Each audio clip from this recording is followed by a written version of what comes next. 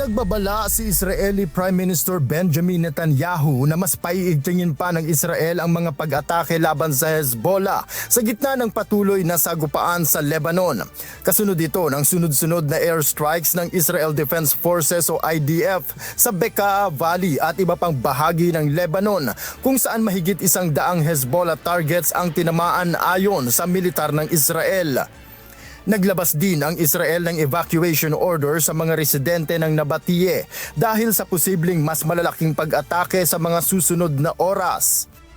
בהנחיה שלי ושל שר הביטחון, יחד עם הרמטכ"ל, אנחנו מעמיקים את הפעולה שלנו בלבנון. צה"ל פועל עם כוחות גדולים בשטח, הוא תופס שטחים שולטים. אנחנו מבצרים את רצועת הביטחון כדי להגן על יישובי הצפון.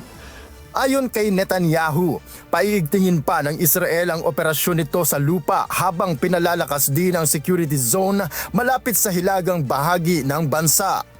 במקביל אנחנו מקיימים מאמץ לאומי ענק כדי לקדם פתרונות יצירתיים וחדשניים נגד רחפני הנפץ. Samantala, gumanti naman ang Hezbollah sa pamamagitan ng mahigit 22 drone at rocket attacks laban sa mga targets sa northern Israel at southern Lebanon.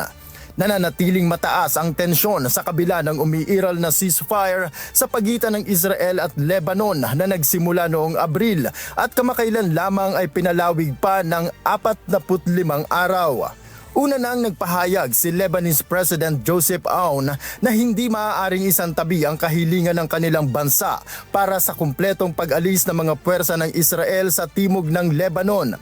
Ayon kay Aoun, patuloy pa ring nakararanas ng mga pag-atake ang mga lugar sa timog ng Lebanon sa kabila ng mga negosasyon na pinangungunahan ng Estados Unidos. Inaasahan naman ang panibagong round ng pag-uusap ng Israel at Lebanon sa Washington sa mga susunod na araw habang patuloy na nagbabanta ang paglawak pa ng sigalot sa gitnang silangan.